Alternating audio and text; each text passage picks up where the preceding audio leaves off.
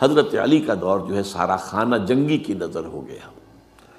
وہ خلیفہ راشد ہیں، اس میں کوئی شک نہیں ہے، بہت عظیم شخصیت ہے، ہمارے نزدیک صحابہ کرام میں سوائے 3 کے سب سے بڑھ کر ہیں، سب سے افضل ہیں.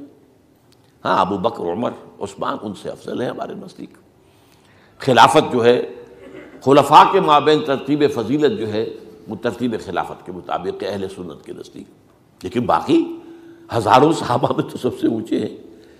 اس حوالے سے حضرت علی کا کوئی قصور نہیں ہے رضی اللہ تعالیٰ، ان کی کوئی کوتاہی نہیں ہے.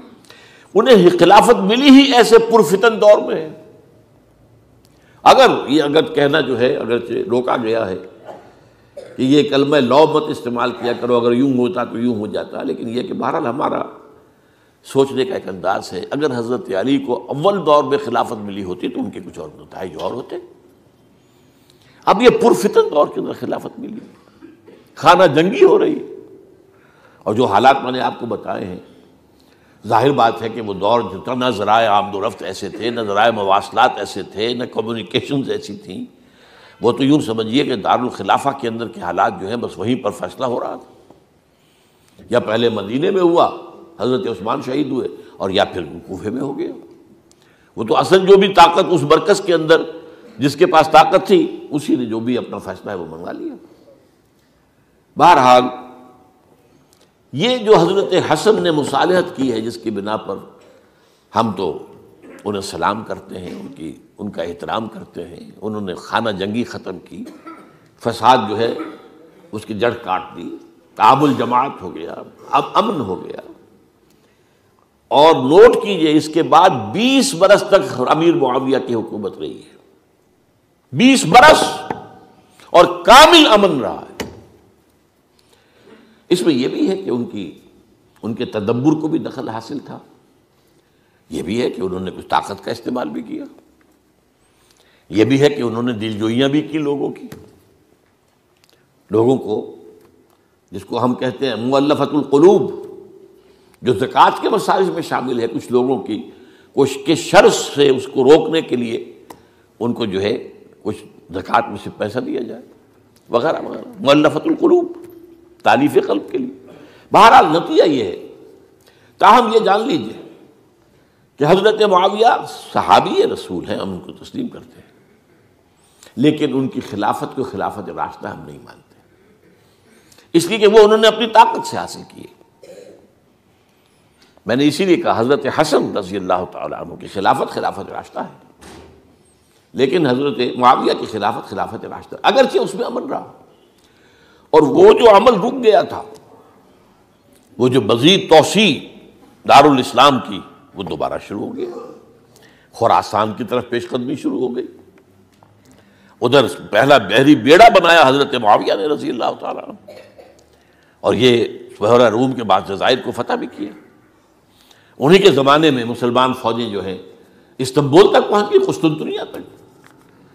قسطنطنیہ کی فصیل تک پہنچ گئے. اگرچہ فتح نہیں ہو سکا قسطنطنیہ اس وقت، وہ تو بعد میں کئی سو سال بعد ترک جو خلیفہ تھا اس کے ہاتھوں فتح ہوا، محمد فاتح. لیکن یہ کہ باہر پہنچ گئے تھے وہاں تک، یہ عمل بھی شروع ہو گیا. لیکن انہی لوگوں نے حضرت حسن کو گالیاں دی اس کام پر کہ تم نے صلح کیوں کی. امیر الکافرین کہا، امیر المنافقین کہا، اور انہیں خطاب یا آر المومنین، اے مومنوں کے لیے آر کا اور شرم کے باعث، اور ان کے خیمے پر حملہ کیا، اسے جلایا. ان کی جان کے در پہ تھے کہ تم نے صلح کیوں کی. یہ اکھڑ لوگ، یہ لوگ، اس کے بعد اب میں صرف اشارہ کر رہا ہوں، یہی لوگ تھے اصل میں جو 20 برس کے بعد پھر جو حادثہ سانحہ کربلا ہوا ہے اس کا مین کردار یہ تھے. صرف چند جملے اس وقت کہوں گا. سانحہ کربلا پر میرا کتاب جو موجود ہے وہ آپ پڑھیے. حضرت معاویہ رضی اللہ تعالیٰ عنہ کو مغیرہ ابن شعبہ ایک بزرگ صحابیوں میں سے تھے، انہوں نے مشورہ دیا کہ دیکھیے آپ کی خلافت سے پہلے 4 برس تک خانہ جنگی رہی، 1 لاکھ کے قریب مسلمان ایک دوسرے کی تلواروں سے ختم ہو گئے. اب اگر وہ زمانہ گزر گیا، کبار صحابہ تو فوت ہو چکے، بڑے صحابہ تو گئے. اب تو یہ 9 مسلم جو فتح کے بعد ایمان لائے یا اس کے بعد ایمان لائے جبکہ سورہ توبہ کی آیات نازل ہو گئی، اب تو یہ لوگ، یا پھر اب نئے لوگ جو مفتوحہ علاقے میں ایمان لا رہے ہیں، مسلمان ہو رہے ہیں. لہٰذا اب وہ جو مسلمانوں کا ایک نظام خلافت راشدہ کا تھا، اگر اس کے پیچھے کسی مضبوط قبیلے کی طاقت نہ ہو تو وہ مرکزیت قائم نہیں رکھ سکے گا. لہٰذا آپ یزید کو اپنا ولی عہد مقرر کر دیں. حضرت معاویہ کچھ رہے متردد، لیکن بعد میں ان کی سمجھ میں یہ بات آ گئی. یہاں یہ نوٹ کر لیجئے کہ میں یا آپ حضرت معاویہ کے فیصلے سے اختلاف کر سکتے ہیں، ان کی نیت پر حملہ نہیں کر سکتے. وہ صحابی ہیں، الصحابہ کلہم عدول، ان کی نیت یہی تھی. مسئلہ سمجھی اس میں کہ وہی امن جو ہے وہ برقرار رہے. اس وقت جو ہے کچھ تھے ہمارے جو اس وقت اگرچہ وہ صغار صحابہ میں شمار ہوتے تھے لیکن اب وہ کبار تھے، وہ کھڑے ہو گئے کہ آپ یہ کام غلط کر رہے ہیں، یہ قیصریت اور کسرویت جو ہے اس کا آغاز کر رہے ہیں. اور یہ کون لوگ تھے؟ اب دیکھیے ترتیب: ابو بکر کے بیٹے عبد الرحمن، عمر کے بیٹے عبداللہ ابن عمر، عباس کے بیٹے عبداللہ ابن عباس، زبیر کے بیٹے عبداللہ ابن زبیر، علی کے بیٹے حضرت حسین. حضرت حسن فوت ہو چکے تھے کیونکہ یہ عین وسط میں ہوا واقعہ. 20 سال کے درمیان 10 سال حضرت معاویہ کی حکومت کو شروع ہوئے، 10 سال ہو چکے تھے.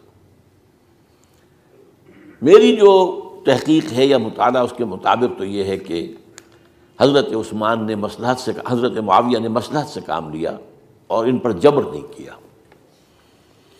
لیکن انہی ندوی صاحب نے کچھ لکھا ہے کہ بالجبر بھی ان سے بیعت لے لی، بیعت ولی عہدی. مجھے اس سے اختلاف ہے. یہ حضرات ایسے نہیں تھے کہ جو بالجبر بیعت کرنے والے ہوں. میں اس کو ماننے کو تیار نہیں ہوں. بہرحال یہ حضرت، میرے نزدیک حضرت معاویہ نے جبر نہیں کیا، زبردستی نہیں کی. لیکن جب حضرت معاویہ کا انتقال ہو گیا، اب جو ہے معاملہ یہ پیدا ہو گیا کہ آپ بیعت کریں نہ کریں تو پھر جو ہے باغی شمار ہوگی.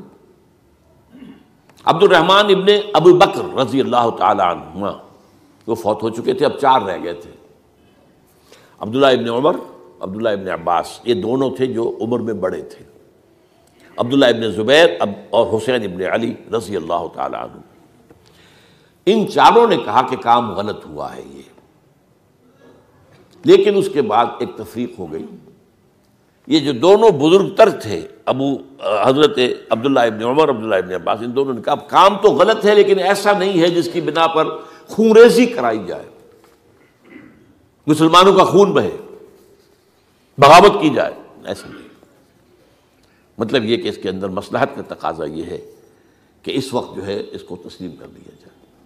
لیکن یہ جو دو نوجوان تھے، ان کے اندر، نوجوان نہیں کہ وہ جوان تھے ماشاءاللہ، لیکن یہ کہ جوش زیادہ تھا، یہ اڑ گئے کہ نہیں، ہم اس غلطی کو اب نہیں چلنے دیں گے.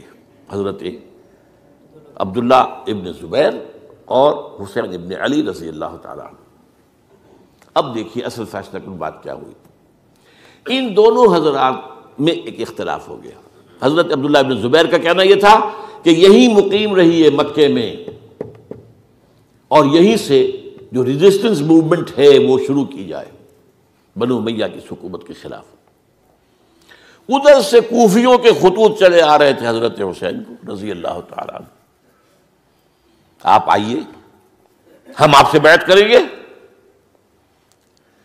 حضرت حسین نے اپنے بھائی، چچا داد بھائی مسلم بن عقیل کو بھیجا. ان کے ہاتھ پر 10-12 ہزار کوفیوں نے بیعت کر لی حضرت حسین کے لیے. اور ان کے خطوط کے جو ہے وہ تو پورے کے پورے تھیلے تھے حضرت حسین کے پاس. اس سے پھر حضرت حسین نے سفر کیا. ادھر یہ ہوا کہ یزید کی طرف سے عبید اللہ ابن زیاد جو ہے گورنر بن کر آیا. اس نے جو تشدد کیا کوفیوں پر، سب نے بیعت توڑ دی اور حضرت مسلم بن عقیل جو ہے ان کو شہید کر دیا.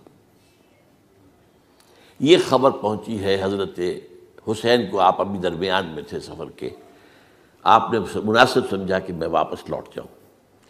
لیکن حضرت مسلم بن عقیل کے بیٹے کھڑے ہو گئے کہ اب ہم قصاص لیے، ہمارا باپ شہید کیا گیا، قصاص لیے بغیر تو نہیں جائیں گے. اب یہ مروت کے خلاف تھا حضرت حسین کی کہ وہ ان کو چھوڑ دیتے. یہ وجہ ہے کہ وہ حادثہ پیش آیا، اور اس میں بھی اصل وجہ میں بتاتا ہوں، وقت جو ہے ختم ہو گیا ہے. وہ یہ ہے کہ حضرت حسین نے جب وہ لشکر تھا کوفیوں کا، کوفی تو آئے تھے نا، وہی کوفی جنہوں نے بیعت کی تھی، وہی بیعت توڑنے والے تھے، وہی لشکر میں آئے تھے حضرت حسین کے خلاف. حضرت حسین نے وہاں عین میدان جنگ میں اعلان کیا، دیکھو فلاں ابن فلاں، یہ تمہارا خط ہے کہ نہیں، تم نے مجھے بلایا، دیکھو فلاں ابن فلاں، تم نے مجھے دعوت دی تھی کہ نہیں، یہ دیکھو میرے پاس تمہارے خطوط جو ہیں تھیلے بھرے ہوئے موجود ہیں. اب انہیں اندیشہ یہ ہوا کہ اگر حضرت حسین کو کسی طرح بھی یزید تک پہنچ جانے دیا گیا تو ہمارا جو ہے بانڈا پھوٹ جائے گا، پھر ہماری خیر نہیں.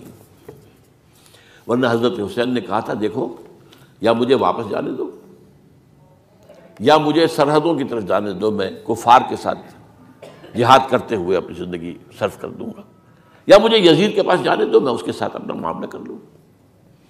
انہوں نے کہا کہ اگر یزید تک ان کی رسائی ہو گئی تو پھر ہماری خیر نہیں.